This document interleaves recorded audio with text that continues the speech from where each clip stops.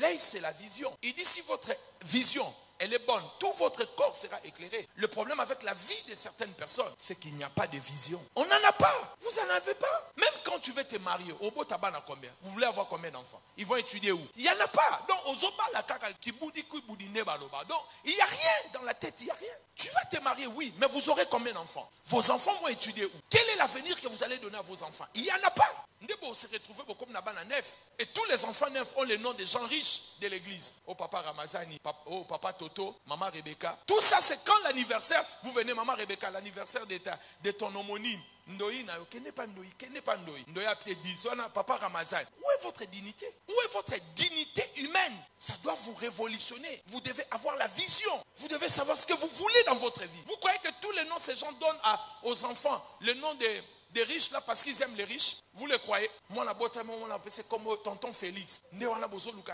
Maman Denise.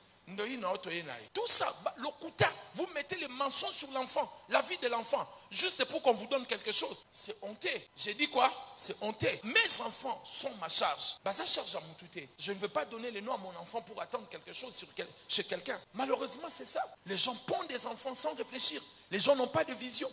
Les gens ne savent pas ce qu'ils veulent de leur propre vie. Et ils se posent des questions et en disant que ce sont les sorciers qui m'ont bloqué. Les sorciers ne bloquent pas tous ces pareils-là, ils vont seulement te bloquer. Toi qui as le feu. Si votre œil est en bon état, tout votre corps sera éclairé. La vision te fait vivre le futur parce que tu es dans le présent.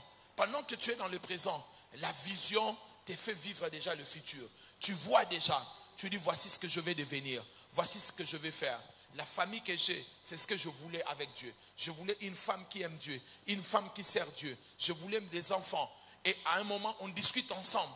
On s'assoit, on discute des fois dans la chambre. Cette année, on va partir dans tel pays. Bon, on va voyager de cette manière. Vous aurez tel montant. Je voulais cette famille, ce genre de famille. On prie ensemble, on mange, on rigole ensemble. C'est la famille que je voulais. Je n'étais pas perdu, je savais ce que je voulais. J'ai commencé à penser à cela, j'étais jeune. Je n'ai pas eu d'exemple de cette famille-là, mais je voulais fonder une autre famille parce que j'avais la vision. Jeunes gens, quel genre de femme aimerait épouser vous? Qu'est-ce que tu as déjà comme même une femme que tu veux épouser, un homme que tu aimerais épouser? Il faut avoir la vision de tout. Amen. Il y a un homme qu'on appelait John Watt. Si vous avez fait de bonnes études, vous allez vous rappeler de lui. John Watt, c'est lui qui a inventé la machine à vapeur. Le jour où il a invité ses amis pour voir cela, voici ce qu'il leur avait dit. Ce que vous voyez aujourd'hui dans vos yeux, je l'avais déjà vu depuis longtemps dans mes rêves. Ce que vous voyez maintenant dans vos yeux, moi je l'avais vu depuis longtemps dans mes rêves ou dans ma vision. Amen. Ce que vous voyez aujourd'hui, moi je l'avais déjà vu. Je l'avais déjà vu dans mes rêves. J'ai vécu cela dans mes rêves. Je ne vous parle pas des rêves. Oh, Vandi, Obomi, Mwinda. Tu éteins la lumière de la chambre, tu commences à imaginer, tu es devenu millionnaire, tu as acheté des maisons, tu as épousé une femme métisse, tu as eu des enfants. Je ne vous parle pas de ces rêves-là. Ça, c'est l'utopie. Je vous parle de rêves. Vous avez une inspiration divine. Dieu vous a parlé et vous mettez l'organisation pour atteindre ces rêves-là. C'est de ça que je vous parle. Parce que là, quand vous allez ouvrir les yeux, vous serez toujours sur la natte là et vous serez là, vous n'avez pas encore mangé.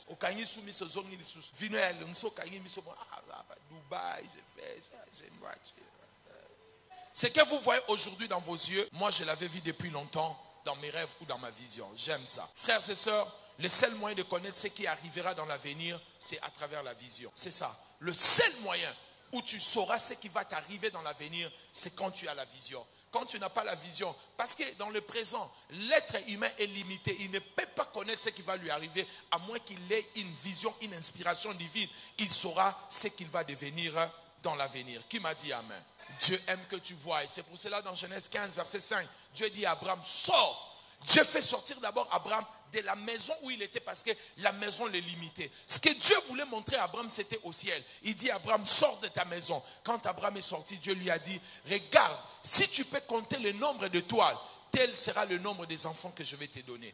Dieu voulait inculquer à Abraham quelque chose qu'Abraham n'avait pas à l'intérieur. Il voulait lui donner le futur pour qu'Abraham sache que j'aurai un enfant. Dieu voulait le faire voir. Quand tu rêves que tu auras un enfant, même si tu es dans une situation difficile, tu le sauras. Dieu m'avait dit, avant que je puisse mourir, moi je vais avoir. Abraham, regarde si tu peux compter, si tu peux voir ce que je vais te donner. Un jour, un homme était mourant. Il est venu voir un pasteur. Il a dit, pasteur, prie pour moi pour que le Seigneur puisse me recevoir après ma mort. Le pasteur lui a dit non, je ne vais pas prier pour toi. Je veux que tu imagines que tu es avec ta femme, avec tes enfants, tu es en bonne santé, tu es en train de voyager, tu es en train de refaire tes affaires. Essaye d'imaginer. Quand tu vas commencer à imaginer, c'est alors je vais prier pour toi. L'homme a commencé à imaginer. Le pasteur a commencé à prier, à rendre cette vision-là possible. Il a prié, il a prié, il a prié. Et le pasteur est parti. Quelques semaines, quelques mois après, l'homme commence à être restauré petit à petit, jusqu'à ce qu'il est sorti de l'hôpital et il a été restauré avec sa famille. Très souvent, ce qui nous arrive, c'est la mauvaise perception de la vie que nous avons. C'est la mauvaise image. Ce sont les mauvaises photos que nous avons de notre avenir. C'est ce qui nous arrive très souvent. Imprégnez-vous des choses. Vivez comme si vous étiez déjà là. Habillez-vous comme si vous partez déjà là-bas. Habillez-vous, comportez-vous comme tel. Je vous ai déjà dit cela plusieurs fois. Vous savez, le fait d'aller quelque part, ça va vous donner l'atmosphère de cet endroit-là. Je vous assure, mes bien-aimés, quand vous avez un peu d'argent, allez dans de bons restaurants, mangez. Ça va vous ajouter une valeur, même dans votre âme. Quelque chose de bon et de grand, ça va naître dans votre corps, dans votre âme. Tu vas te sentir comme si tu arrivais quelque part. Je vous dis la vérité. Et ça va vous donner envie de ne plus retourner d'où tu viens, de rester seulement là où tu es. Et ça, c'est la vision. Amen. Il y a des gens, je vais vous dire, vous savez qu'il y a des gens, même si on vous donnait $300, vous irez manger seulement à Gambel. Le problème, ce n'est pas l'argent, c'est la vision. Mais il y a des gens, même s'ils ont $30, ils voudront manger toujours dans un beau cadre. C'est la vision. Et puis quand tu arrives dans un beau cadre, tu as $300, on te dit, le coca c'est $3. Cher boy. Mais les cadres changent tout. Amen. C'est pour cela, mes bien-aimés, je vous encourage de lire des magazines des riches, de regarder des choses bien, de photos, de belles maisons. Imprégnez cela, mettez cela. Quand vous venez chez nous, à la maison, vous remarquerez que la manière dont on a construit notre maison, peu de maisons à Kinshasa a la forme de notre maison.